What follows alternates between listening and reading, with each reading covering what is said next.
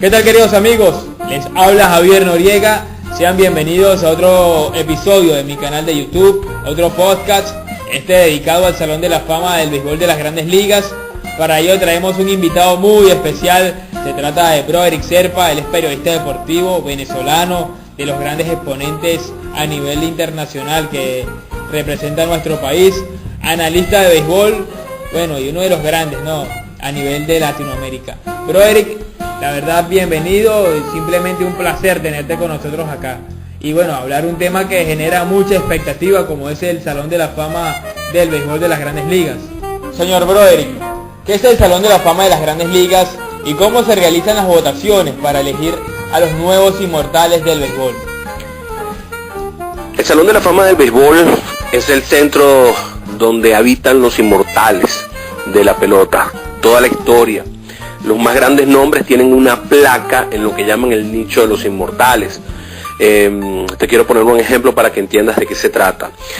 Por ejemplo, si Pete Rose está fuera del béisbol y no puede ser seleccionado al Salón de la Fama, eso es verdad, pero hay cosas de Pete Rose dentro del museo del Salón de la Fama, como por ejemplo su bate, están sus spikes, hay su gorra, está su uniforme, etcétera, etcétera, porque él es el hombre que más hits ha dado en la historia del béisbol. Entonces es como dos partes, ¿no? Está el Salón de la Fama y está el museo, y son dos cosas diferentes. Lo que se llama Salón de la Fama como tal, entonces estaríamos hablando definitivamente del nicho de los inmortales, que es tener una placa en ese cuarto especial.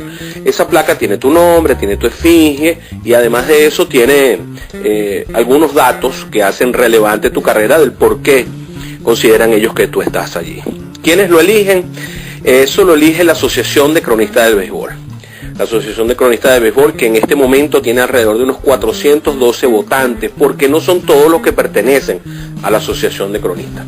La Asociación de Cronistas de Béisbol es una membresía en la cual tú tienes que demostrar que tú escribes para un periódico o para un medio diariamente, que haces la cobertura desde el estadio diariamente de algún equipo o de todos los equipos de Grandes Ligas. Ellos hacen una especie de decisión, tú con esa decisión te dan un carnet y empiezas a formar parte ¿cómo se llama?, de la asociación. Pero tienes que tener 5 años en ella para poder empezar a votar por ciertas cosas. Ellos votan por el MVP, votan por el novato del año, votan por el manager del año, también votan por el Salón de la Fama. No todos lo hacen, hay una serie de votantes, hay otros que no, y por ahí funciona, ¿no? Tú, para votar para el Salón de la Fama en específico, creo que tienes que tener 10 años en la asociación de cronistas. Te llega tu primera vez tu boleta y tú simplemente haces la votación. Son, en este momento, para esta selección de 2019, son 412. Este año 2018 hubo nombres increíbles en las papeletas y ocurrió algo inédito. 4 peloteros fueron inmortalizados: Vladimir Guerrero, Chipper Jones, Trevor Hoffman y Jim Thome. ¿Cómo ve usted esta nueva papeleta para el año 2019? Sí, el año 2018 fue sinceramente sensacional. El hecho de que hayan sido 4 los peloteros que entraron es algo sencillamente diferente, ¿no? Entraron Vladimir Guerrero, Chipper Jones, Trevor Hoffman y Jim Thome. Sí, es algo diferente, es algo especial, es algo sensacional. Existen diversas teorías mentales de los votantes. Ojo, no existe una sola explicación. Tú puedes votar hasta por 10 personas para el Salón de la Fama en la planilla que te dan, pero es hasta, no hay un mínimo. Entonces hay quienes votan por los 10 que consideran, en orden de 1 a 10, por los 10 peloteros que ellos consideran que son los que deberían entrar de ese grupo. Esa es una forma de pensar. Hay otra forma de pensar un poco más antigua incluso, y yo estoy de acuerdo con esta, con la que te voy a decir, que es que votas solamente por los que creen que tienen los méritos para entrar.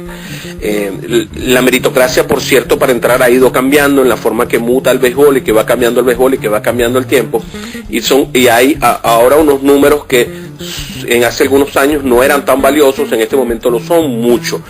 Por ejemplo, ahora mismo se presentan Mike Mussina, se presenta Curt Schilling. Ninguno de los dos hace 15 años hubiesen entrado, porque no tenían la cantidad de juegos ganados, ni la cantidad de ponches, etcétera, etcétera, ¿no? hay una serie de puntos, pero sobre todo lo de los 300 juegos ganados era muy importante, tener 300 o cerca de 300 juegos ganados. Los dos no están por allí, y eso hace pues que, ¿sabes?, haya mutado un poco cómo se elige los 3000 hits, que va a ser cada vez más difícil que la gente llegue, cosas como esa, ¿no?, que van haciendo que mute el béisbol y que vaya cambiando. Ahora en las próximas elecciones y de aquí en adelante, pues bueno, se irá viendo el porcentaje de envasados, se irá viendo el slugging y otras medidas que en este momento de la historia del béisbol tienen una relevancia mayor que ciertas medidas que antes se tomaban como un hecho.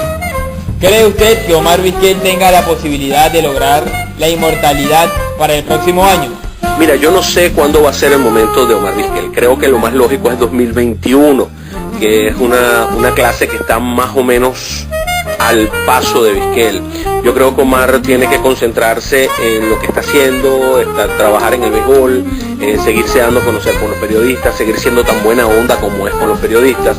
Hay que hacer un poquito de campaña cuando uno está en ese borderline entre si entro o no entro. Hay a veces ese pequeño punto, ¿no?, en donde hay un grupo de personas que está absolutamente convencida de que tú debes estar, y yo creo que él debe estar, pero hay otro grupo de personas que piensan que no debe estar. Entonces, al haber esos dos grupos y tú estás ahí en ese punto en el que, bueno, vamos a ver si entro o no entro, el mismo en el que está, por ejemplo, Edgar Martínez en este momento, tú tienes que hacer un poquito de campaña, tienes que dejar que se hable de ti, dejar que se hable de tus maravillas, darte a conocer, presentarte ante los nuevos votantes, no directamente, pero sí estar en los estadios, etcétera, etcétera. Hay gente que ha hecho campaña muy interesante y que han terminado entrando en el Salón de la Fama, a pesar de estar en esa línea divisoria entre si entras y no entras, porque precisamente han hecho una buena campaña. Vizquel, para mí, desde mi punto de vista, tiene todos los números y demostró durante muchos años en su carrera que era el mejor shortstop defensivo de su momento,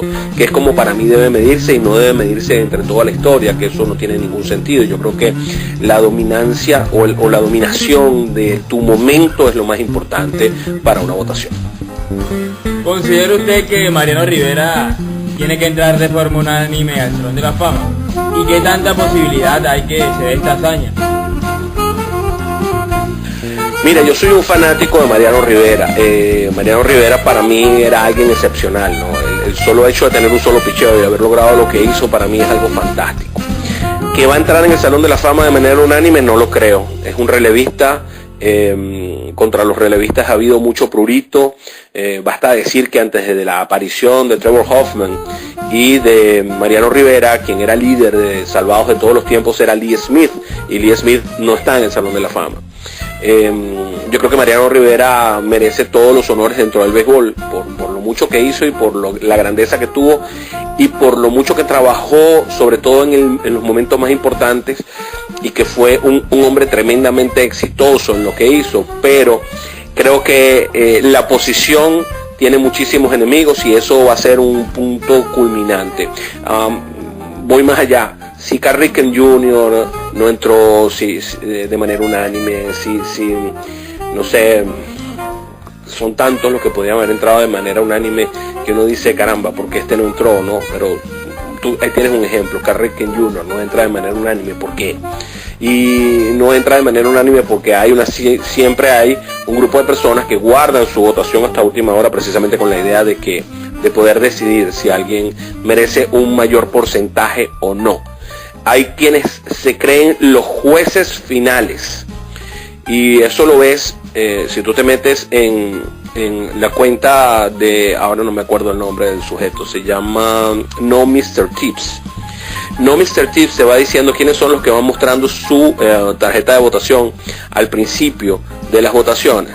Y entonces hay quien se cree el dueño de la verdad, que se queda para votar hasta el final. Lo vas a ver que va a aparecer hacia el final los nombres de esos sabios del béisbol que pretenden ser ellos quienes decidan si un 74% se convierte en un 75%, si un 5% si un 4% se convierte en un 5%, si te dejan vivo o no. Eso es algo que no te he explicado. Con el 75% entras al Salón de la Fama, menos del 75% y hasta el 5% te quedas en la lista, vas a estar allí durante 10 años. Y del 5% hacia abajo te sacan de la lista. Esa es la forma. El puertorriqueño Edgar Martínez quizás tenga los números suficientes para ser exaltado, pero su condición de ser bateador designado en gran parte de su carrera se lo ha impedido. En su último año en las papeletas, ¿podrá Edgar Martínez ganarse la aceptación de los sabermétricos? Pero tú mismo das la respuesta a la pregunta cuando dices que su condición de bateador designado en gran parte de su carrera se lo impide. Pues hay un movimiento, sobre todo sabermétrico, que nos hace creer que los bateadores designados no tienen el mismo valor que otros bateadores, pero cuidado con creer que esto es sabermetría nada más. Nunca ha entrado un bateador designado al Salón de la Fama, y entonces antes de que se inventara la sabermetría tampoco entraban los bateadores designados, ¿ok? Es importante que eso quede claro, porque no es un problema sabermétrico, es un problema del béisbol. El béisbol cree que el designado no tiene el valor suficiente para entrar. Si Edgar Martínez no entra, se estaría cometiendo una de las injusticias más grandes de la historia del béisbol. Edgar Martínez es un hombre del Salón de la Fama, pero porque sí, además, porque demostró durante muchos años que haciendo lo que él hace, que ser un bateador designado, fue el mejor de todos, hasta la llegada de David Ortiz. Hay otro punto importante en todo esto y que hay que resaltar, que es que esos mismos que desechan al bateador designado y estos mismos números que dicen que el bateador designado no colabora con el béisbol, son los mismos que te dicen que el bateador designado debería estar en la Liga Nacional porque el pitcher no debería batear. Entonces quieren un bateador designado en la Liga Nacional, o sea, meter a 15 más de estos vagos que según ellos no trabajan y que no merecen premios. Entonces, bueno, más o menos por ahí para que tengas un entendimiento del por qué a mí me molesta un poco esto.